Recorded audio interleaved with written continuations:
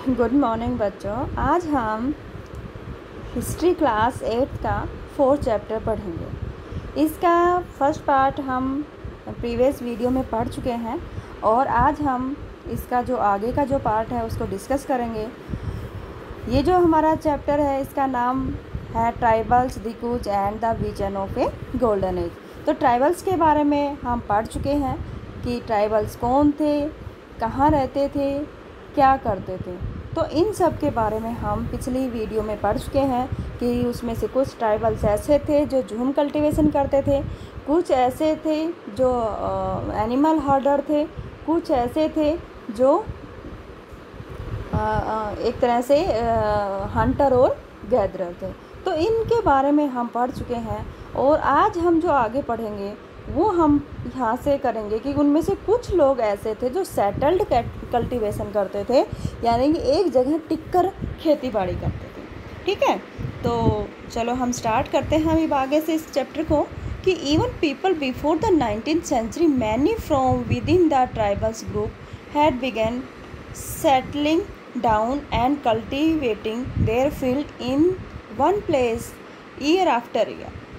कि 19th century के से पहले, यहाँ तक कि 19th सेंचुरी से पहले कुछ बहुत सारे ट्राइबल ग्रुप्स ऐसे थे जिन्होंने एक जगह सेटल होना शुरू कर दिया था और अपने जो उनके खेत थे उन पर वो एक जगह रहकर खेती करते थे, एक साल के बाद दूसरे साल, इस तरह से।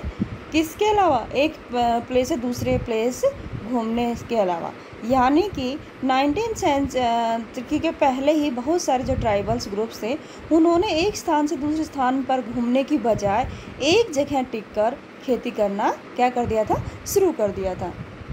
They began to use the plug and gradually got rights over the land they lived on। कह कि उन्होंने जो प्लग था, हल का यूज करना शुरू कर दिया था और उनको ज़मीन के धीरे धीरे उनको ज़मीन के अधिकार भी मिलने शुरू हो गए थे जिनके ऊपर ये रहते थे। समझ रहे हो ना? जैसे पहले क्या हमने बताया था कि पूरी ज़मीन होती थी वो एक पूरी कम्युनिटी की होती थी, एक पूरा ट्राइबल्स ग्रुप होता था उसकी होती थी और वो उनका कोई राइट नहीं होता। आज इस साल इस पे पार्ट्स पे खेती करे, अगले साल उसको छोड़कर दूसरी जगह मूव हो जाते थे। लेकिन ये थे कि एक जगह टिक कर रहते थे और उनको ये राइट मिल गया था कि जैसे ये एरिया है तो ये हमारा है, ये हमारी ज़मीन है और इस तरह से उनके पास पर्टिकुलर राइट हो गया था। In many cases like the Mundas of छोटा Nagpur, the land belonged to the clan as whole।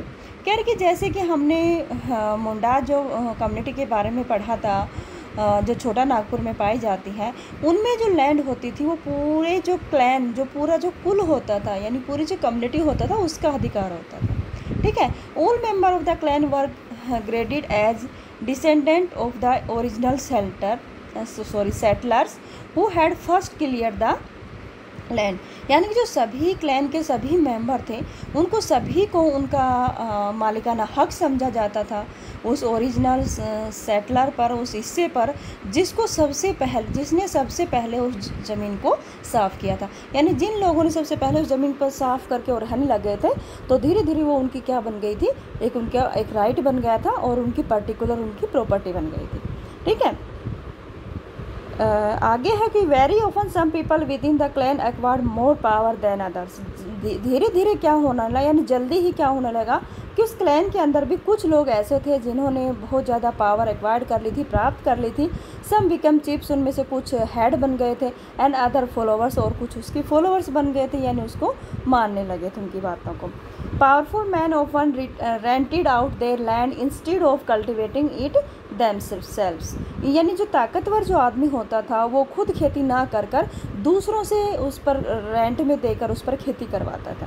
ठीक है, जैसे कहने का मतलब है कि मान लो एक पावरफुल आदमी है, उसके पास उसने बहुत सारी ज़मीन पर अपना मालिकाना हक कर दिया कि ये ज़मीन मेरी है, तो उस पर वो खुद खेती नहीं करता था बल्कि मज़दूरों से या रेंट पर देकर उस पर अपनी खेती करवा लेता था और उसका कभी कभी वो अनाज के रूप में भी उनको शेयर दे देता था और कभी मतलब एक तरह से उनसे रिवेन्यू के रूप में भी ले सकता था।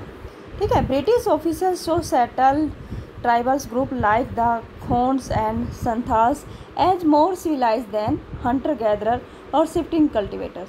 जो ब्रिटिशर अफसर होते थे वो हमेशा जो एक जगह टिक कर जो खेती करते थे, जैसे कि हमारे गोंड्स और संथाल हैं जो सेटल्ड ट्राइबल्स ग्रुप है, यानी एक जगह रहकर जो रहते हैं या खेती बाड़ी करते हैं, उनको ज़्यादा सिविलाइज्ड या ज़्यादा सभ्य समझते थे।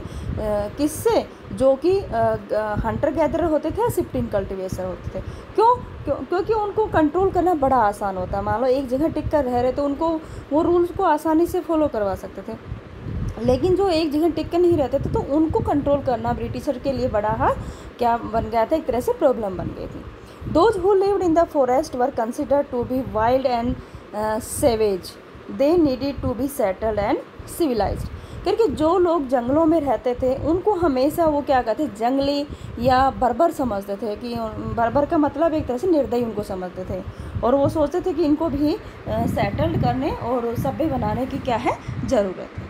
ठीक है, अब है कि how did colonial rule affect tribal life, कि कैसे जो कॉलोनियल रूल था, जो ब्रिटिशर का जो रूल था, उन्होंने ट्राइबल्स की जो ज़िंदगी थी उनको कैसे प्रभावित किया। ठीक है, तो the lives of tribal groups change during British rule. Let us see what these change were. क्योंकि जो ट्राइबल्स जो पीपल होते थे उनकी जो ज़िंदगी को ब्रिटिशर्स के जो रूल थे उन्होंने उनको चेंज कर दिया, और हम चलो देखते हैं कि उनको कैसे चेंज किया। ठीक है, तो what happen to tribal chiefs, कि हमने अभी पढ़ा था कि उनमें से कुछ लोग पावरफुल बन गए थे।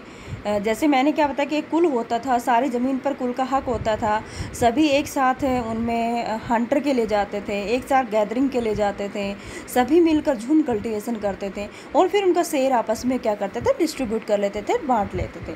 लेकिन उनमें से कुछ क्या थे, ज़्यादा पावरफुल थे, वो अपने आप को एज ए चीफ रिप्रेजेंट करते थे, और वो एक तरह से उनके पास अपनी एक पुलिस वाला काम भी वो खुद ही करते थे, जो एक तरह से जस्टिस वाला काम भी वही करते थे।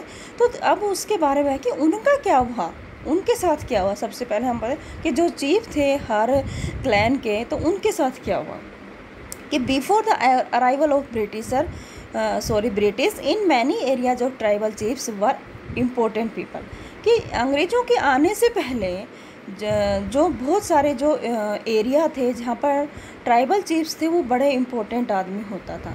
दे enjoyed a certain amount of economic power, उनके पास बहुत कुछ इकोनॉमिक पावर होती थी, यानी उनके पास ज़्यादा पैसे होते थे, संपत्ति होती थी, and had the right to administrator and control their territory, और उनके पास एक तरह से एडमिनिस्ट्रेशन के भी राइट होते थे, यानी पुलिस वाला काम भी वही करते थे, और कंट्रोल करते थे अपने टेरिटरी पे, अपने जो भी उनका स्टेट होता था, राज्य, जो भी उनका किंगडम एक तरह छोटा सा बना लेते थे उस स्टेट पर। In some places they had their own police, कर कुछ स्थानों पर उनकी खुद की पुलिस होती थी, यानी कुछ लोगों को पुलिस के रूप में अपॉइंट करते थे कि अगर कोई दंगा फसाद करते हैं तो आप उनको कंट्रोल करना है। ठीक है, and decide on the local rules on land and forest management, और उन्होंने कुछ लोकल रूल बना रखे थे जो डिसाइड करते थे कि जो जंगल में रहने वाले जो ट्राइबल्स हैं उनको कैसे रहना है, कैसे अपनी लैंड को रेगुलेट करना है, और कैसे फॉरेस्ट को मैनेजमेंट करना है। ठीक है, under British rule the function and power of the tribal chiefs change considerably, क्योंकि जब ब्रिटिशर रूल के दौरान क्या हुआ कि जो चीफ्स की जो पावर और जो काम थे ना वो एकदम से चेंज हो गई। चेंज कैसे हुए? They were allowed to keep their land titles over a cluster of village, कि उनको अपना जो टाइटल होता था, जो एक तरह से उनकी जो पदवी होती या उपाधि होती थी, उनको उस जो विलेज का ग्रुप था उसके नाम पर वो उनको दे दी जाती। ठीक भाई तुम हेड हो तो आज भी हो, and rent out of lands, लेकिन जो उनकी लैंड थी ना उसको उन्होंने छीन लिया। उन्होंने कहा कि ये तुम्हारी लैंड नहीं है, ये लैंड किसकी है? स्टेट की लैंड है, ये सरकार की लैंड है। ठीक है, तो लैंड उन्होंने उनसे ले ली, but they lost much of their administrative power. ठीक है, लेकिन उनकी जो एडमिनिस्ट्रेटिव पावर थी, जो प्रशासनिक जो पावर थी, जिसमें वो अपने आप को एक राजा के रूप में भी प्रेजेंट करते थे, और एक पुलिस के रूप में भी प्रेजेंट करते थे, जस्टिस के रूप में भी अपने आप को प्रेजेंट करते थे, तो उन पावर को उन्होंने क्या कर लिया? उनसे छीन लिया। And were force to follow law made by the Britisher officer in India. और उन्होंने कहा कि यहाँ पर वही कानून लागू होंगे जो ब्रिटिशर्स ने बनाए, ठीक है। यानी कि अब वो नहीं है कि हर कम्युनिटी के अपने अलग लॉ, ठीक है, हर कम्युनिटी के अपना अलग जस्टिस, हर कम्युनिटी के अलग अपना पनिशमेंट, लेकिन यहाँ क्या था कि अब कहा कि वही रूल लागू होंगे जो ब्रिटिशर्स क्या है, ब्रिटिशर्स ने बनाए, ठीक है।